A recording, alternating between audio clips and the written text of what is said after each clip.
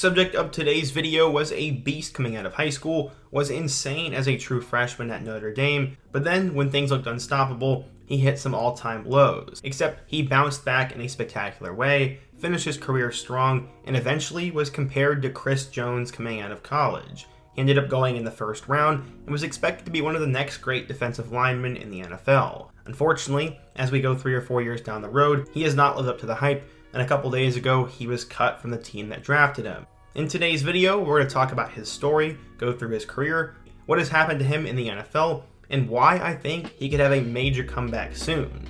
But I'm very excited to tell today's story, but before we can get into it, we're on the road to 100K, so be sure to hit that subscribe button, leave a like if you want to support today's video, turn on notifications so you never miss when I upload, and let me know what player, topic, team, situation, or any other video I could cover next. Now, let's get started. So you're probably wondering who the subject of today's video is, and it is none other than former Notre Dame star Jerry Tillery. But in order to understand what has happened to Tillery, we first need to go back in time. Jerry was a very interesting and smart player growing up. He got a 4.0 in high school, loved to travel, and even taught himself how to write with his left hand just because he could. He grew up in the state of Louisiana and was always a big human being who was always projected to play at the college football level.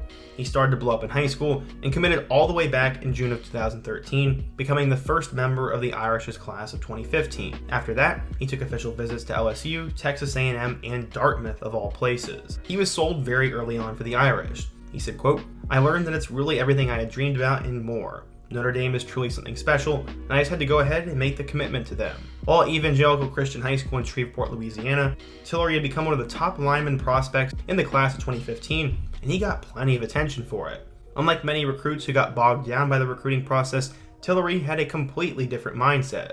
He said, quote, "The recruiting process was so fun. That's what it should be. People stress out about it at all the offers and camps and stuff, and I try not to look at it like that. I definitely didn't when I was being recruited, and I just enjoyed the process and had fun." Tillery ended up being named the state's player of the year after he made 93 tackles, including 15 TFLs and 7 sacks. At 6'7", the guy was a superhuman. Ultimately though, as he got better, more schools would push for his talents, and it would come down to Notre Dame and LSU, as many thought that LSU was going to flip him. Eventually he would close the door on all that though, and committed to Notre Dame again.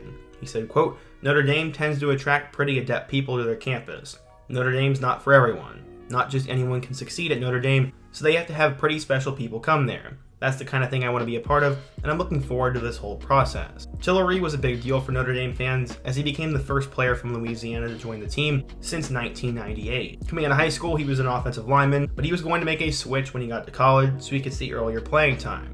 He said, quote, "I'm going to be playing defense in college. I'm switching. That's what I did a lot of in high school, and my body composition is changing. I'm in a lot better shape than I was my sophomore year, and I've gotten a lot better on defense." What's fascinating is at 6'7" and over 300 pounds, Tillery actually ran triathlons the summer before he went to Notre Dame, and this guy was just an insane athlete and a big-time recruit. According to 24/7 Sports, Tillery was a 4-star recruit, the number 11 offensive tackle, and the 156th best player in the class of 2015. So, how would he end up doing at Notre Dame? Going into his freshman year at Notre Dame, Tillery was obviously moved to the defensive line and became the talk of the camp.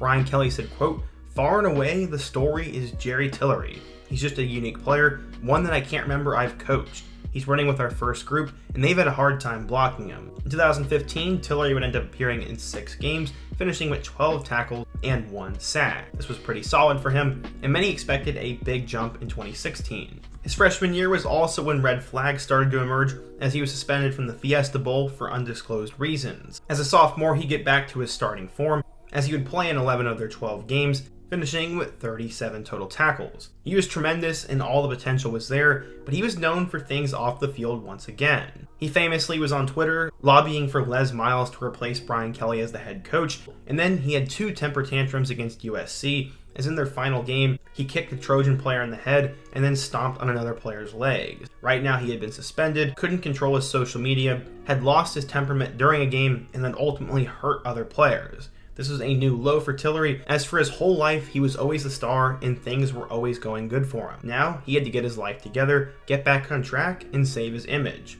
That is exactly what he would end up doing.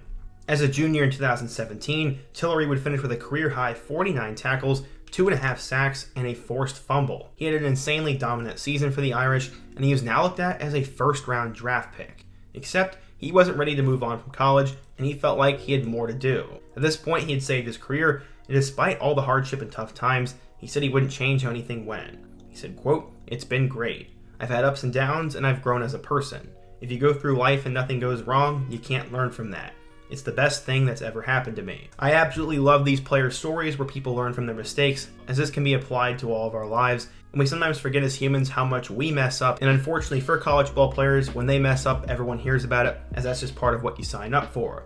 But Tillery got it together and decided to come back for his senior season in 2018. Tillery would once again have a great season, finishing with 29 tackles, 8 sacks, and 3 forced fumbles. He had career highs in the sack and fumble department, was a dominant interior defensive lineman, and would go down as one of the best defensive linemen in Notre Dame history. Going into the 2019 NFL Draft, many scouts projected him to go at the end of the first round, and that was really for one reason. Many were concerned about his love for the game of football. Apparently, Tillery loved to travel and loved his academics so much that he was very involved in academics and did many study abroad opportunities. Scouts thought that he didn't love football enough, and honestly, in my opinion, that's just a load of nonsense. I get that these scouts are investing millions of dollars into players, but the guy competed on the field, wanted to be in the NFL, and just wanted to enjoy other aspects of his life as well. It didn't end up mattering though, as he would still go in the first round, as the Chargers would take him with a 28th overall pick in the first round of the 2019 NFL Draft. Tillery would have a ton of hype going into his NFL career, and as a rookie, he would appear in 15 games,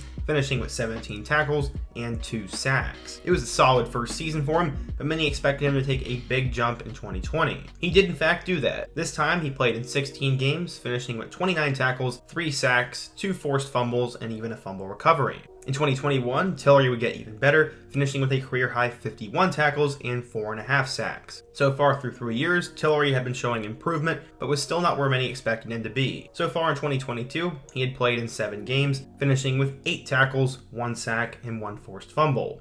This is where things ultimately began to go wrong for him, as he was cut a couple of days ago, with Coach Staley saying, quote, "There's a point in relationships where you have to move on, and it's best for both people to move on." It seems that the Chargers and Tillery did not see eye to eye, and they were not impressed enough with his development to keep him around. In 54 games, Tillery recorded 10.5 sacks, 3 forced fumbles, and had a fumble recovery. To this point in his career, he wasn't a bust, but he also was not living up to the hype. When he was released a couple of days ago, multiple teams were expected to make bids at him, and he would have to fix some holes in his game if he wanted to save his career. There are 3 reasons why Tillery has been labeled as a bust.